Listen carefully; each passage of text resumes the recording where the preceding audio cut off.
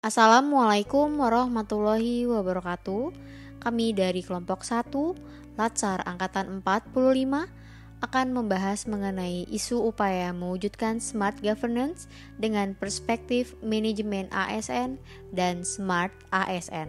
Anggota kelompok 1 terdiri dari Sidik Aji Purnama SH, Reza Siti Umaroh SP, Mahdi Fusilat HS SPD, Fitri Handayani SPD, Indah Nurtista Apriliani SPD. Smart Governance. Smart Governance merupakan tata kelola pemerintah cerdas yang tertuju pada perealisasian dalam pelayanan publik di bidang pemerintahan secara efektif dan efisien. Kurangnya pemahaman penggunaan gawai bagi petani. Isu di Dinas Pertanian Kabupaten Serang. Kendala yang dihadapi oleh Dinas Pertanian selaku instansi yang mewadahi petani yang ada di Kabupaten Serang yaitu kurangnya pemahaman terhadap penggunaan gawai di kalangan petani baby boomer. Hal ini dibuktikan dengan adanya data petani yang dapat dilihat di aplikasi Sihblutan, kurang lebih setengah dari kelompok tani berumur 50 tahun ke atas, dan berdasarkan pengamatan selama ini, petani tersebut tidak lihai menggunakan gawai. Dampak yang terjadi yaitu petani kesulitan dalam berkomunikasi dengan penyuluh lapangan apabila sedang membutuhkan bantuan atau informasi secara mendadak. Selain itu juga, kebutuhan informasi yang bisa didapatkan dengan cepat karena sudah adanya Google menjadi terhambat. Pihak yang terdampak bukan hanya petani, penyuluh pun selaku ASN mengalami keterbatasan dalam menyampaikan informasi dan mendapatkan keluhan dari petani, sehingga pelayanan dari penyuluh lapangan menjadi tidak maksimal. Isu yang selanjutnya yaitu kurangnya kecakapan ASN dalam menggunakan media digital pada Dinas Satpol PP Kabupaten Serang. Dalam setiap kegiatan penyelenggaraan ketentraman dan ketertiban umum tidak terlepas dari penggunaan media digital, seperti yang dilakukan oleh anggota Satpol PP. Namun dalam pelaksanaannya terdapat masalah terkait kurangnya kecakapan dalam menggunakan aplikasi media digital. Hal ini dibuktikan dengan masih terdapatnya anggota yang tidak melaporkan hasil kegiatannya melalui aplikasi media digital. Akan terdapat dampak yang timbul akibat isu tersebut, yaitu terhambatnya informasi terkait daerah rawan ketentraman dan ketertiban umum, koordinasi dengan instansi terkait akan terhambat, serta beban kerja akan menumpuk pada beberapa orang saja yang cakap dalam menggunakan media digital.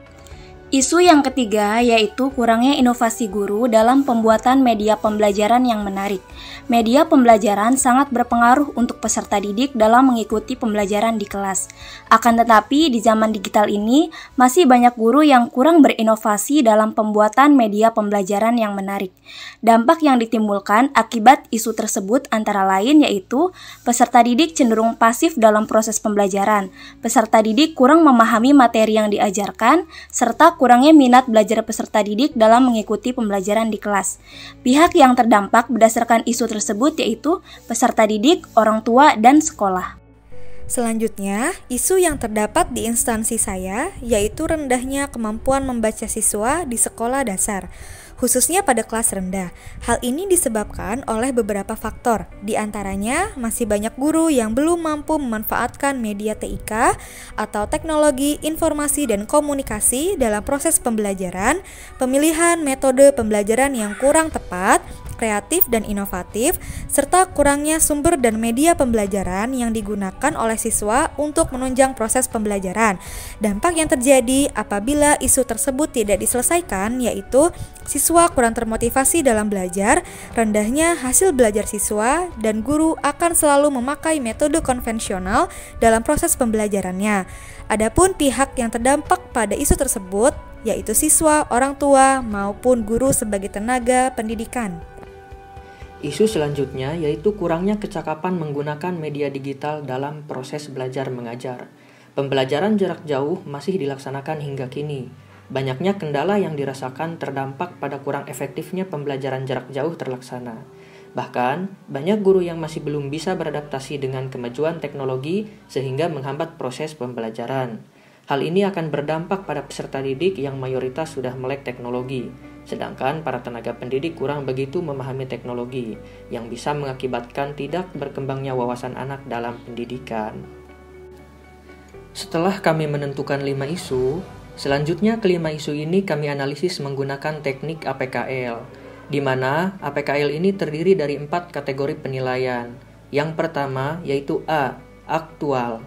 Isu tersebut masih dibicarakan atau belum terselesaikan sampai sekarang. Yang kedua yaitu P. Problematik. Isu yang menyimpang dari harapan standar ketentuan yang menimbulkan kegelisahan yang harus dicari penyebab dan solusinya.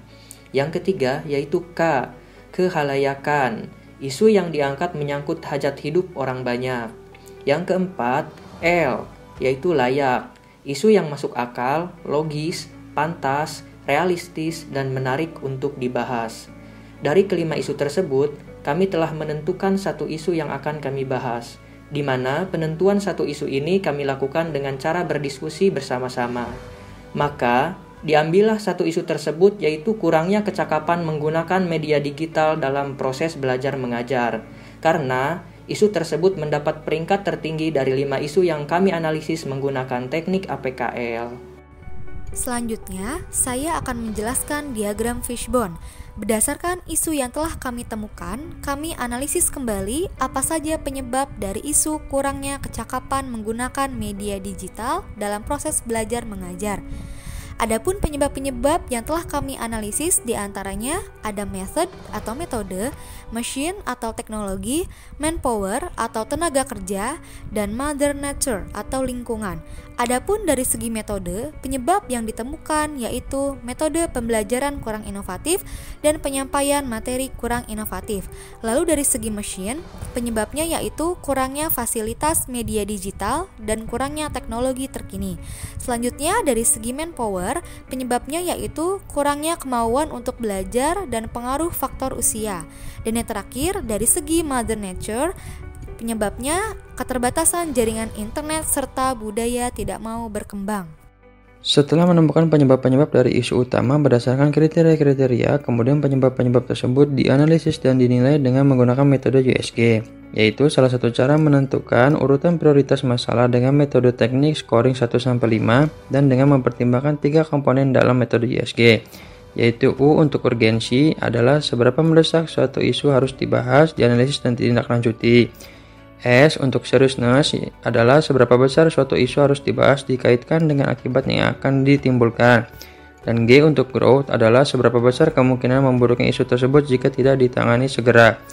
Berikut hasil analisis isu dengan menggunakan metode USG, yaitu berdasarkan hasil analisis yang kita lakukan, menemukan penyebab utama yang memperoleh poin tertinggi dengan jumlah poin 15, yaitu metode pembelajaran yang kurang inovatif. Rekomendasi penyelesaian isu utama, kurangnya kecakapan menggunakan metode digital dalam proses belajar mengajar, antara lain yang pertama, pemerintah harus menyelenggarakan webinar bagi tenaga pendidik tentang peningkatan kecakapan menggunakan media digital. Yang kedua, menyediakan sarana dan prasarana untuk tenaga pendidik dalam meningkatkan kecakapan menggunakan media digital. Yang ketiga, pemberian motivasi dari motivator atau rekan kerja yang lebih berpengalaman. Yang keempat, menerapkan budaya digitalisasi di lingkungan kerja. Dan yang kelima, meningkatkan kemampuan diri dalam bekerja. Sekian pemaparan materi dari kelompok 1. Terima kasih atas perhatiannya. Wabillahi taufiq walhidayah. Wassalamualaikum warahmatullahi wabarakatuh.